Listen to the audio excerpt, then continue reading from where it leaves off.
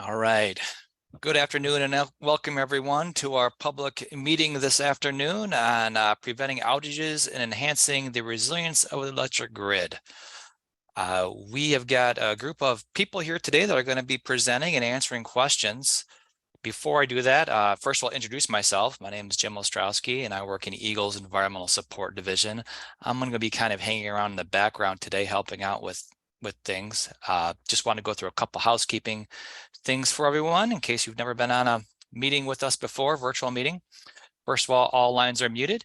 That means that you can hear us, but we can't hear you for right now.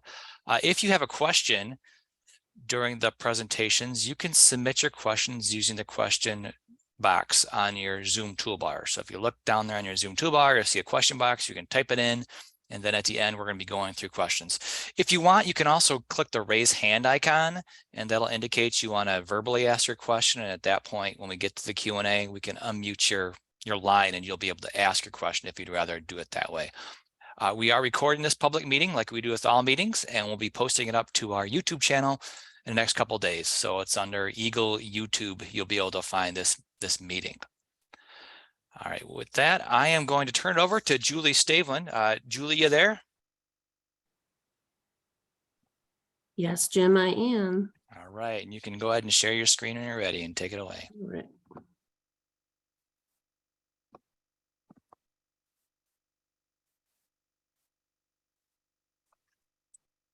All right, good afternoon, everyone. Thanks, Jim, again. Welcome, everyone, to the public meeting on the Bipartisan Infrastructure Law, Section 40101D, preventing outages and enhancing the resilience of the electric grid.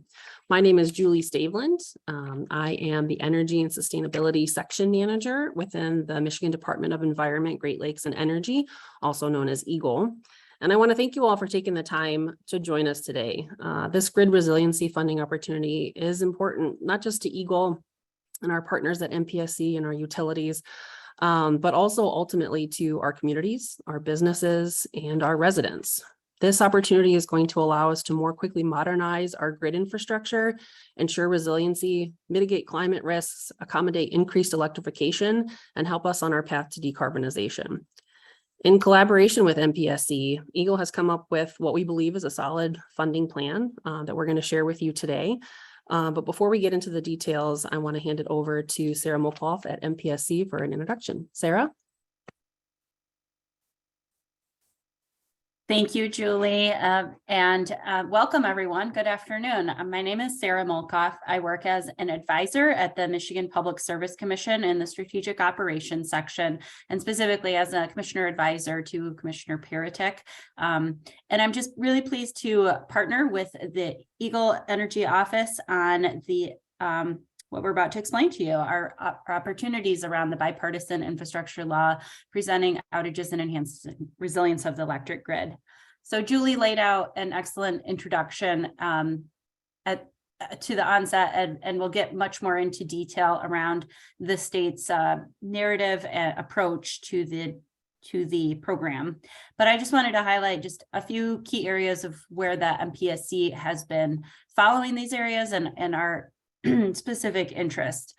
So in Michigan, we've all observed major storm events and significant damage to the distribution, the electric grid writ large.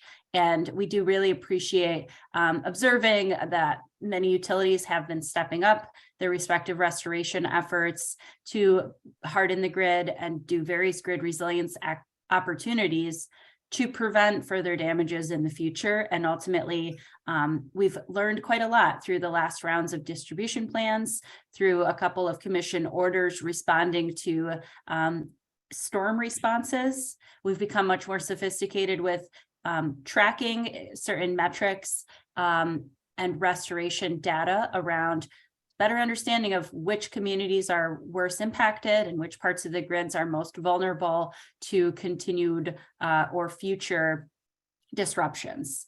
And so this grant opportunity provides some opportunity for the utilities and other eligible entities to further enhance some of the great work that is in progress towards grid resilience, and also hopefully it builds on the progress and reporting on reliability and restoration. So it works in tandem with some of the work groups and processes that we have going on within the commission overall. So there's a lot of activity in this area with grid distribution reliability overall. And ultimately, we know that looking forward to a future with more intensified storms and more unpredictable disruptions, we need to build a more resilient grid that is accessible and further allows opportunity to get folks back online sooner. So we'll talk through different opportunities that the funding may apply towards. And overall, I just am really pleased to have you all join and looking forward to the discussion. Thank you. Thanks, Sarah. Robert, over to you. Yeah. Julie, can you advance the slide? Yes. Great. Okay, great. So my name is Robert Jackson. I oversee, one of the assistant division directors within the Materials Management Division, which oversees the Energy Office, the sustainability programs, transportation, and it also includes this project here that we're talking about now. It's grid resiliency under Section 40101D. Now, as most of you know through our conversations that we've had over the summer, is that the state was awarded or will be awarded funding to carry out the grid resiliency projects that we're going to talk about doing this public hearing. What is important to understand is that, you know, a lot of what we talked about doing this summer when we met with the utilities and met with other stakeholders and putting together our application, we've not deviated from that. What you're seeing now, what you're going to hear today is a summary of those discussions, and we will have an opportunity for questions and answers. The only thing that is different than what we had talked about during the summer was that during the summer, we had talked about how we were going to do the match. That won't be a problem now. The state is going to apply for the match, so we aren't going to use any formulas other than what's specified within the FOA that DOE laid out in terms of the allocations of funds to those utilities that generate 4 terawatts more of electricity, and those that generate less than that. And we will talk about that as we move through the agenda today. The other thing that I want really is to stress is that, you know, we're talking today is about year one of a 5-year program. We are in the process, with your help, putting together the application. And then once we have the application submitted and get approval, then we will have a call for projects from the utilities. And we're going to go over that in detail in a few minutes. But what I want to stress is that this is a partnership. This is a partnership between EGLE and PSC and utilities and other eligible entities that will be applying for the funding. So although this is the public hearing, this will be the last time we have a conversation. Right after this, right after the public hearing, when we submit the application and during the time that we're waiting for the DOE approval, we're going to have several more conversations with the utilities and other eligible parties. So the way that we're laying out today is that we're going to talk about the applications, and we're going to talk about the strategy that we're going to be following in terms of submitting the application and allocating funds. And then we're going to have a conversation about, you know, what are some of the relevant utility work that's eligible under the 40101D. And then we'll talk about, we'll stop, we'll have questions. And then after the Q&A, we will get into the tentative timeline that we've drafted that we believe that would help everyone understand, you know, what our objectives are and what our timeline is for submitting the application, the RFP, and moving forward to grant making. So with that, I want to hand it over to Julio Rovi, our contractor who's been working on the project with us. Thank you very much. Julio Rovi, GDS Associates. It's been a pleasure to be working with EGLE and MPSC on the deploying this grid resilience formula grant for the state of Michigan. And you've heard the introductions before, so I'm going to spend the next 14 slides just covering those items that were mentioned by Sarah and by Robert. So fundamentally, it's important to recall for those of you that have participated in the meetings we've had to date, and those of us that are joining us for the first time, it's important to recall that this is a very significant investment that the federal government is making along with states in order to improve infrastructure. And the outcome is that there must be measurable improvements, and those improvements must also mitigate climate-related risks. Now, Michigan already had the Michigan Healthy Plan, so these things align very well. Investments should result in a modernized grid infrastructure and also accommodate increased electrification as a way of also addressing issues related to emissions. Increased penetration of variable renewable electricity, distributed energy resources, and other forms in which the grid can be managed better. So decarbonization is an important part of this, as we mentioned. There is already an established goal of carbon-free power by 2035 and net zero greenhouse emissions by 2050. So these things all need to be lining up in the same direction. And finally, but not least important, the concept of good paying jobs and free and fair choice to join a union is also an important consideration in this federal and state needs. Next slide, please. So as we progress in the conversation today, we will be clarifying a few aspects about the administrative and legal requirement documents. You will also hear me say ALRD. We will also be talking about this Bipartisan Infrastructure Law or the Infrastructure Investment Jobs Act. These are terms that we will be using in an interconnected way, since they all refer to the guidance documents that enable the grid resilience program and provide the rules that EGLE and MPSC are to follow in order to allocate the resources and report this back. So EGLE will be administering the grant, and the different utilities and other eligible entities will be responding to the call for projects. And we'll talk about the nature of those projects a little bit later. The ALRD also talks about having skin in the game by each one of the parties that are requesting funds to wit a one-to-one match for those electricity providers that are serving loads that are larger than 4 terawatt hours per year, and a third match or 33% match for those utilities that are providing or are serving loads below the 4 terawatt hour per year limit. And the first group, the large groups, are the 2 large utilities. And the second group consists of a combination of investor-owned utilities that have a smaller footprint, as well as cooperative utilities and municipal utilities. Also, the awards will have specific criteria similar to the goals that were established in the previous slide. You know, we will be looking at applications, and there will be a joint evaluation committee that will be looking at, giving priority to projects that generate the greatest community benefit, that address issues of energy justice, strong labor standards, but ultimately trying to move the grid into the future through innovation. Next slide, please.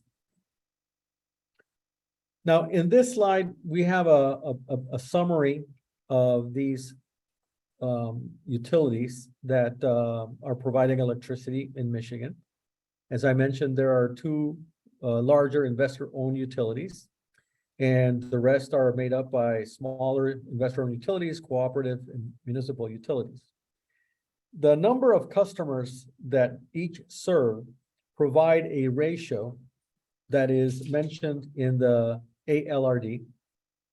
So there is a requirement that the state provide no less than the percentages that are presented here. So for example, the state could not provide in subgrants less than 18% of the total funds that are available for grant making. This is just in terms of being able to establish, the guidelines that are presented in the ALRD. And the state of Michigan will be adjusting this and will be providing more than 18% for the smaller operators. Again, we're calling the small operators those that are below the 4 terawatt per year sales, and the large operators those that are above the 4 terawatt per year sales. Next slide, please. So as a goal, given the needs for rural community and the goal for helping poor and disenfranchised communities or rural communities, agricultural communities, right now there's a established goal that 50% of the funds will go to the large operators and 50% for the sub 4 terawatt or the small operators. So that's important because we'll be looking at the tables as the funds are going to be awarded. And so it's important to know that there's the share, this is the nature of the share that will be employed in the estimates. Next slide, please. Now, the ALRD, in its goal of modernizing the grid and addressing climate risks and mitigation and jobs and all these things that we talked about, enunciated a list of eligible projects. And this list, and I'm sure you can read it faster than I can, but this list basically presents many of the activities that the electricity providers already do, primarily the utilities. These are all done by them. And these are all related to reducing outages, improving reliability, and improving resilience. So it's no surprise that many of these are the types of things that utilities may already have budgeted for and have been all doing them. Since most utilities have multi-year plans ahead of time, it was important for this list to include things that the utilities would recognize. Next slide, please. This second slide is a complement, presents additional items that are eligible. And you'll notice that in this slide, it's a little bit more inclined towards innovation and modernization, perhaps some practices that are not standard in many jurisdictions and many utilities, especially in public power. But again, the idea was to make sure that there was a list that the eligible parties would recognize. And finally, if you look at the very last one, the program is not blind to the possibility of having other topics that come up over this 5-year span of duration of this grid resilience program. And for that matter, for that reason, there is the possibility of including other technologies that are identified in Michigan or in other places and referred to us through the Department of Energy. Next slide, please. So to restate, it is important for there to be demonstrable outcomes, measurable improvements, things that will be mitigating risks, improving performance. And one of the things that will happen in these conversations that Mr. Jackson was talking about in the next few weeks and months is that as the call for projects is released, we will be very interested in continuing to have input from the candidate subgrantees to make sure that we are in sync in terms of how we're going to measure this improvement. And a second criteria is that because of the long lead times for many projects, there is a conversation and somewhat of an agreement that in order to start promptly, start quickly, we need to start with projects that are already in the radar or in the plans for the utilities for the next year or two. Okay. And therefore, we think that the concept of shovel ready is probably relevant. We are thinking that in the first year or two, most likely we're going to be supporting and expanding programs that the utilities have already had their plans to improve reliability, regardless of whether the IIJA was released and all these funds were released. There's a tremendous emphasis on this topic of energy justice and focused on disadvantaged communities. So as part of the criteria, we want to make sure that we are paying attention to communities that have high energy burdens or communities that are always sort of left behind. Here are some examples, low growth rates, which probably relate to aging infrastructure or is connected or associated to aging infrastructure because there's not that many new investments. Issues related to, feeders that are performing poorly, or other ways in which communities can be improved and the reliability and access to electricity can be improved. The emphasis is going to be on mitigating climate risk, but I think it's important to state it, but this is not a surprise to anybody. All of the climate related issues that have happened in the state are well known, and clearly storms and floods and ice and all those other things are in the mind of the utilities as well. So one last point that is important as criteria, and we've said it before, we'll say it again, is to consider labor force. What are the labor force implications? So, to the extent that some of the parties will be receiving significantly more funds than others, that they are particularly mindful of incorporating partnerships with training providers or ways in which you can attract, train, and retain a skilled workforce to serve throughout the power sector in Michigan. Next slide, please. Now, a quick mention that the 40101D is one of many funding opportunities that will reach Michigan. And there are several others that are also related to grid reliability. So this grant focuses on the topics that were presented earlier and explicitly does not include new construction and does not include cybersecurity projects. Next slide, please. Okay, so now we're going to jump into the topic of how the funds are going to flow. And for those of you that were participating in our earlier conversations, today we have a much simpler format. As Mr. Jackson mentioned, the state is applying to have the full match, so we're not contending with the possibility of having to have a more complicated way of raising the state match. Next slide, please.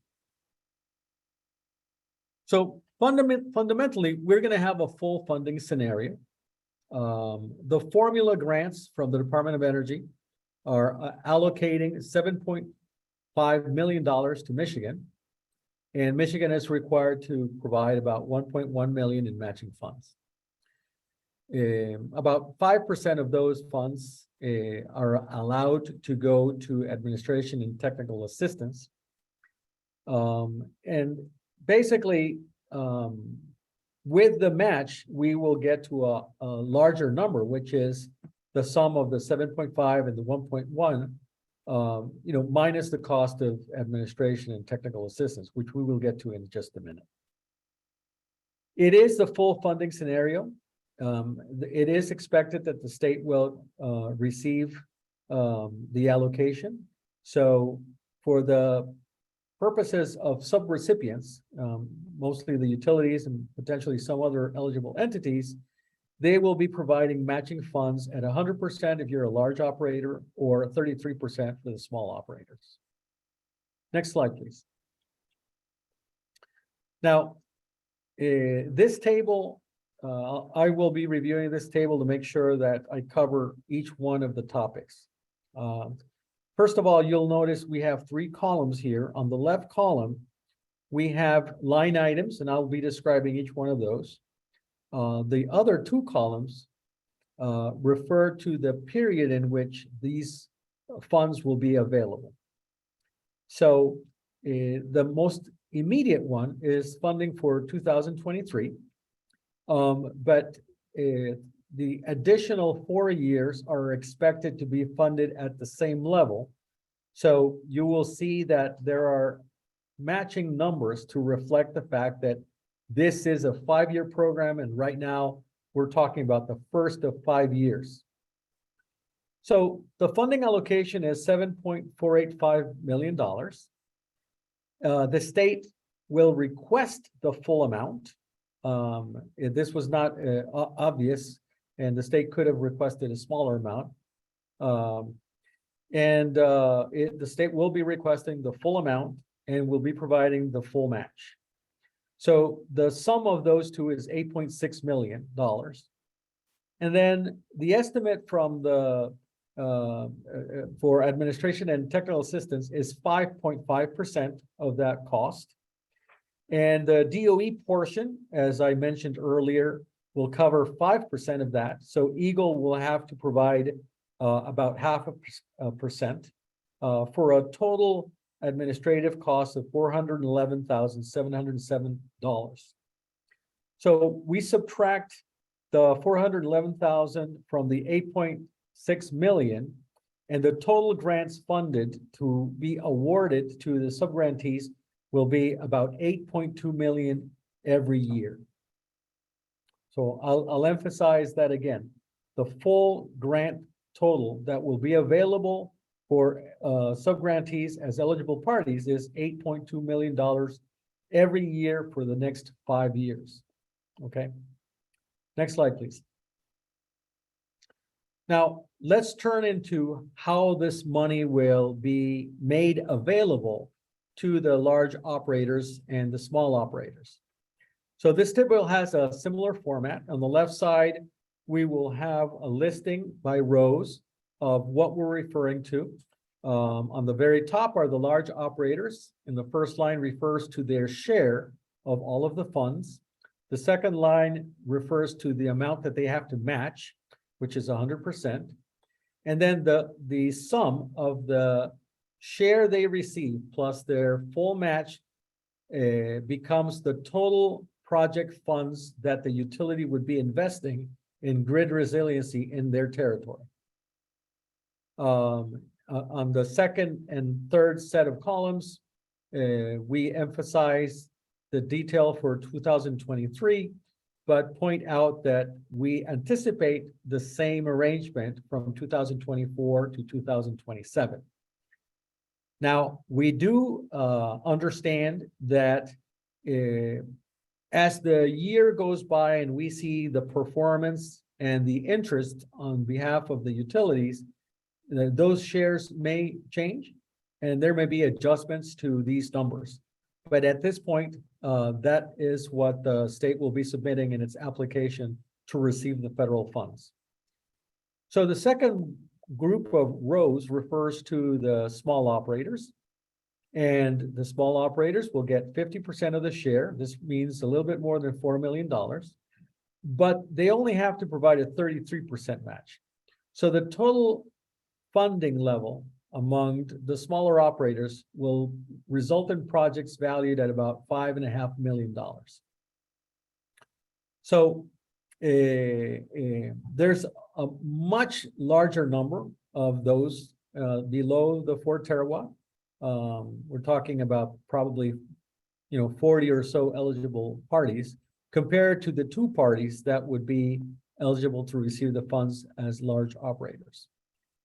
The very bottom line, group of rows, summarizes the total allocation, the total amount for match, which results in the estimate that in each of the next 5 years, $13.6 million will be invested in grid resilience in the state of Michigan.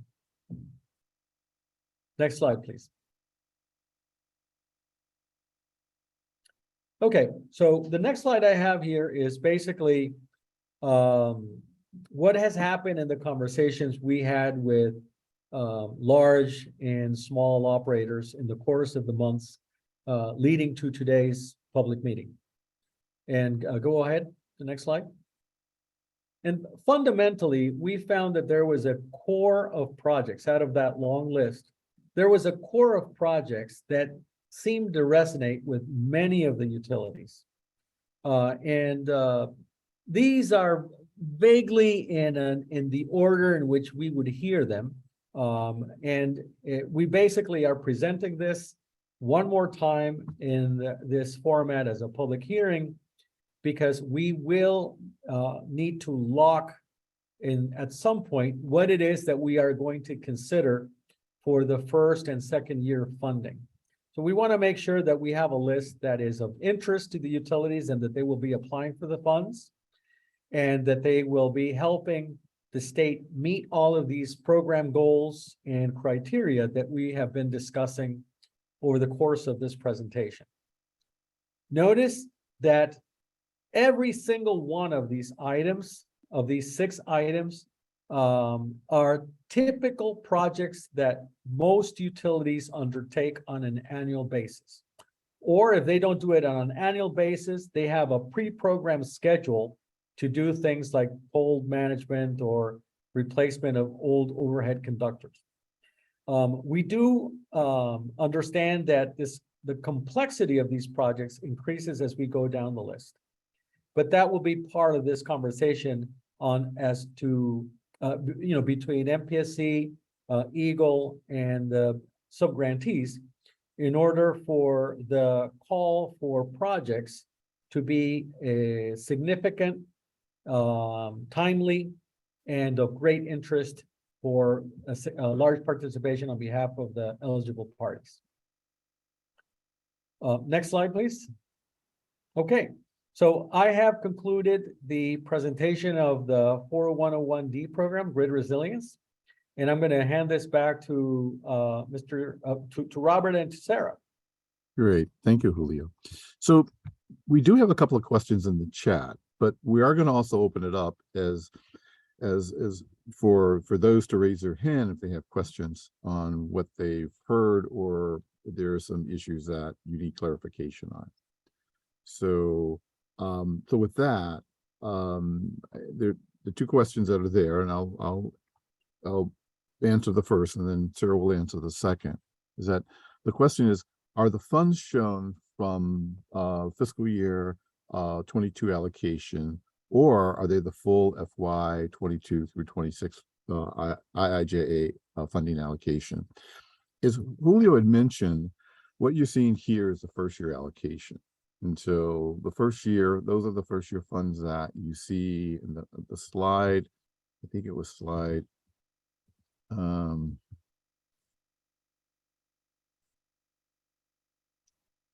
see which slide it was. It was Slide 14. Yeah, slide 14. And what it basically says is that, for the first year, through the full, the DOE is allocating nearly $7.5 million to the state.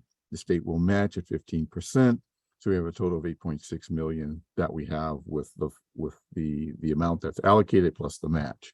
And when you subtract out the technical assistance and the admin costs, we are putting forth in an RFP right after our application is approved by the Department of Energy, an RFP for 8.2 million. So this is per year. And what you're seeing here now is just the funding allocation for the first year projects for FY22 or FY23. So, yeah. Yeah, thanks. I can address the second question that came in. I'll read it. Can MPSC approved investments count towards the utilities match? Hypothetical example, if a utility is replacing 1,000 poles as part of its currently approved plans, could it seek funding through 40101D to increase the scope of this program? So for year one of this program, as indicated by Julio in the earlier slide, we are thinking about shovel-ready projects. And so in working on this application, the assumption was that these dollars can help to supplement and support projects that are already in the works. And so I would believe the answer is yes here, that the commission that you should be able to count investments that the utility has already received approval on as part of approved plans through the MPSC. So in other words, if a utility is looking to expand its programs, it could seek funding to increase the scope of something that was already approved, say in a previous rate case or a distribution plan. I think in the future, like we're in this webinar, we're just covering year one, which we're thinking about the near-term projects that are shovel-ready that can be implemented in 2023. Moving on into a future scenario, we could be looking towards more innovative projects that aren't already accounted for in one of the utilities planning processes. But in summary, yes, is the response. Okay. So I think we answered this, the next question we're dealing with. What type of information will EGLE be seeking from the utility regarding their cost match? It's typically what we look for in terms of as an eligible cost match is in-kind costs. And as Sarah talked about, those investments that the utilities are making as part of their 5-year plan, those could be considered to be a match too. Now, in terms of the actual information that we would be requesting, that will be answered when we start holding the workshops on the RFP. So we'll need to get your input on what makes sense to you and to look at how it complies with the FOA. But from our perspective, we're trying to make this as less burdensome as possible. Sarah, do you want to do the next question? Sure. I'm not sure if it's this one. Can you share the available funding by entity table again? Maybe Julie can back up to that slide. Yes. So roughly high level, I think the funding allocation is split roughly, like we had said, about 50% towards the large operators and 50% is allocated for the small operators. And that's our breakdown for year one, the 2023 amount. And then you can see how we're kind of forecasting and looking ahead to future disbursements of grant dollars in future years is outlined here. Okay. We do plan to make these slides available. They will be on our website, the same site that you registered for the public hearing. You'll be able to download the slides and you'll be able to share the link to the YouTube video. Okay. So those were all the questions that were in the chat, but I want to open it up to for live comments if you have any regarding what we presented or questions about how we're going to approach the RFP.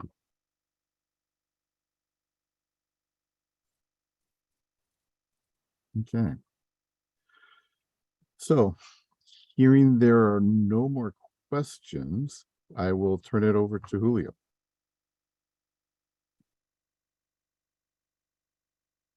Thank you very much, Robert. Could we go to the next slide, please? So this last slide is to familiarize you with the cyclical nature of the work we'll be doing and provide this as a timeline. We have to figure out what the best graphic for this will be, since it's going to be more of a cyclical timeline with things that are repeating on an annual basis. But hopefully this will give you a sense of how this is all working out. So this month, the intention is for EGLE to submit the grant application to DOE. One of the last items that has to go in that application is, for example, the participant list to today's hearing and a breakdown of, how many were from large operators to small operators, and things of that nature. That will be part of the report on satisfying a requirement, which is to hold a public meeting. Between December of this year and February of next year, EGLE and MPSC will be working with the eligible parties to finalize the call for projects. Okay, so the year one funding availability of about 8.2 million is what will be released. But we, as I mentioned, we're very interested in getting some input on the metrics, and we're also interested in making sure that the application process, as well as the administration and reporting, is not going to represent barriers to entry for especially the smaller utilities. In February, we expect that DOE will be approving the application for year one grant. And immediately upon that happening, we're expecting that they're going to make the announcement for year two. So again, as you can see, this is starting to appear as something where we are taking steps on year one, but year two is going to get started, but we still haven't finished with year one. In April, we anticipate submitting the application for year two funding. But in the meantime, we are looking to receive, the proposals or the responses to the call for projects. So by June, they get approved. In July, EGLE will be sending those projects that are recommended to DOE, because DOE will make the final approval of what gets funded. And we expect that more or less around September, the funded projects will commence. Okay. Now, after September, or the period between October and December of next year, EGLE and MPSC would be issuing the call for projects for year two funding. So this is what we envision is going to happen over the next 12 to 13 months. And this will get more detailed. We'll be populating this timeline in more detail as we get guidance from the Department of Energy, and as we continue the dialogue with the utilities and subgrantees that will be implementing these projects. So thank you very much, Julio Rovi, supporting EGLE and MPSC. And I'm personally very interested in having many applications from the electricity sector to improve grid resilience in the state of Michigan. Thank you, Julio. So I want to thank everyone for participating on this call, this public hearing, to discuss how the state of Michigan is going to approach the Bipartisan Infrastructure Law, Section 40101D. There was a lot that we covered here. It was what we covered is exactly what we covered in detail when we met one-on-one with the utilities during the summer. But if you have any questions regarding some of the information that you heard, or if this is new to you, please reach out to us. Our contact information is below. My name is there, Julie Stavelin, Sarah Malkoff, and Julio Rovi. Their contact information is there. And I just want to encourage you to reach out if you have questions. And I want to thank everyone for participating in the call. And I want to turn it over to Jim. I'm sorry. I think somebody has a question. Could we do we have time to address that question? Yes, I don't. So Jim? The question is on the timeline. Maybe you could go back to the timeline slide. The question is, does this mean the application would be due late April / early May? Oh, yes. Right now, again, we need to have some conversations with sub-grantees to make sure that, you know, when you get the call for papers, nobody's going to be surprised by anything they see. And they will already have in mind what the responses are. So we're trying to make sure that that it is not in Michigan that there are delays to submit qualifying projects for DOE approval. So we're going to try to make that as reasonably short as possible. Probably something like 60 days to get those and then review them quickly to keep that pipeline going. Right. And I do want to call your attention to the fact that EGLE and MPSC will be working with all eligible parties to finalize the RP, as well as get input from you on what projects that you are looking to fund with the first year funding.